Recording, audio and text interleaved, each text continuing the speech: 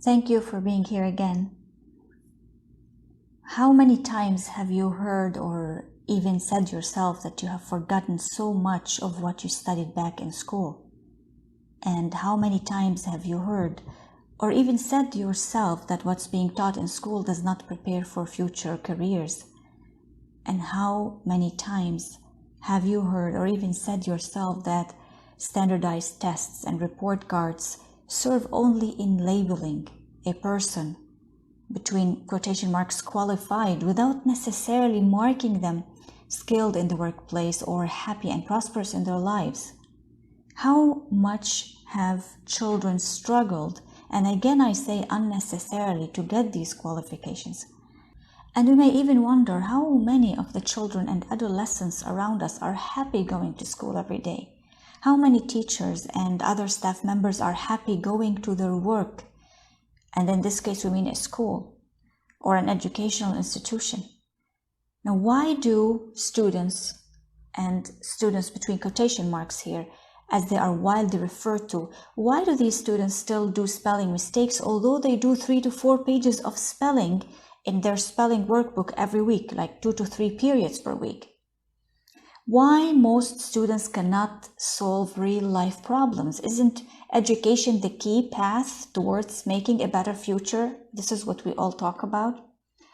To what extent do we think grading is fair? Those scores recorded by teachers on a report card, are they fair for every student? Such questions are endless, actually, and to many, and this might even be perplexing. We will explain so much about this in upcoming videos, so subscribe if you haven't done that yet, so more of the series can easily reach you.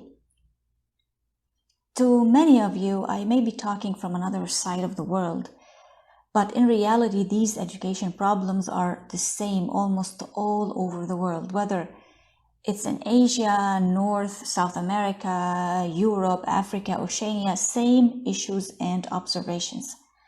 Now, is it all erroneous? Definitely not, because there are many good practices and good intentions around the world. But if we look closer, I do think that we need to have a 180-degree change of education as we know it.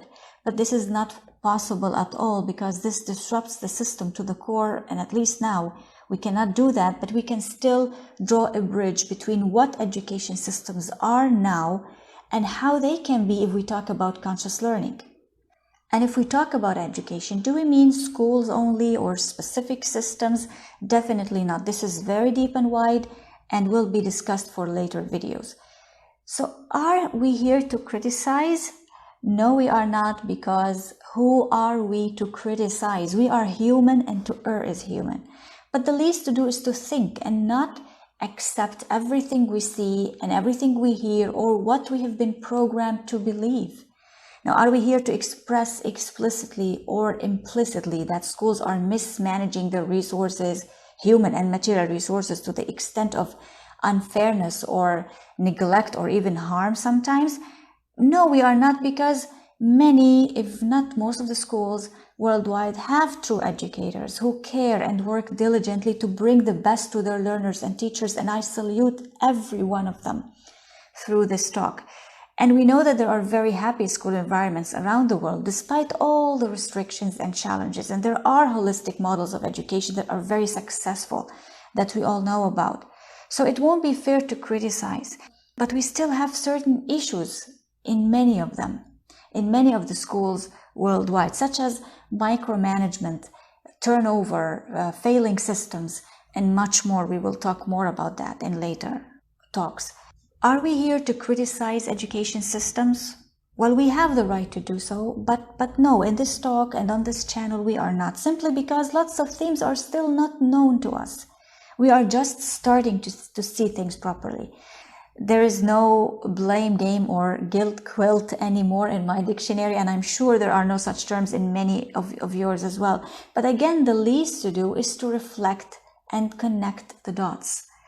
And if we are to talk about critical thinking in our pedagogical practices, then we as conscious people should display that before everybody else. So thinking critically about our surroundings. And if we criticize, we do that constructively, and definitely this makes all the difference. In episode 27 of my podcast, Choosing to Be Us, I said, I talk, you talk, we talk, let us talk, and yes, we have to think and talk, and now is the time. That's why now it is time to talk with full confidence about this right time in history. We talk about redefining education, reimagining, reframing, regenerating education, whatever the term is. But the point is how to change this field of education from this static to dynamic, or more precisely, a flowing field.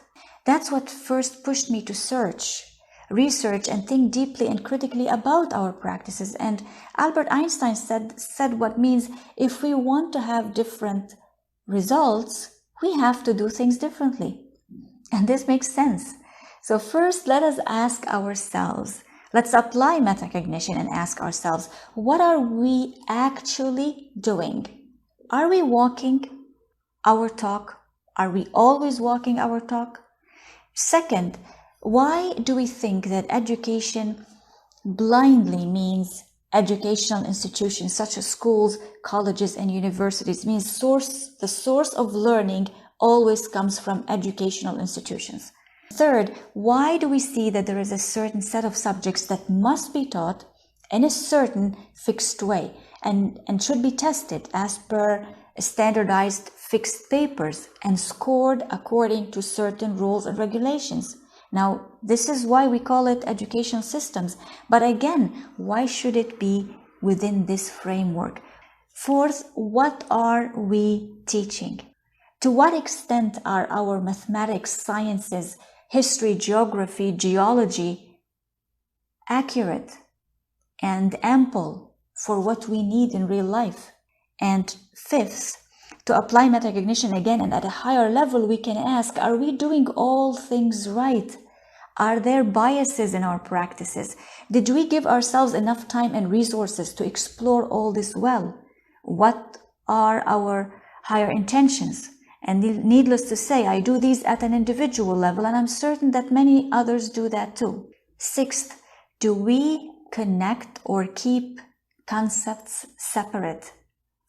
And seventh, if one asks, are you doubting education? We have to say, why not? Aren't we advocating critical thinking?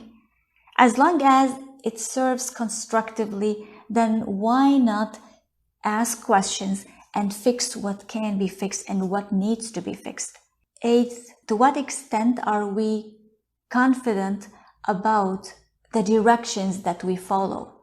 And particularly, I mean trends. And ninth, where are we heading? Now, this is the subtle question. So more on this, please subscribe if you want to get more involved in these conversations, and we will meet next time.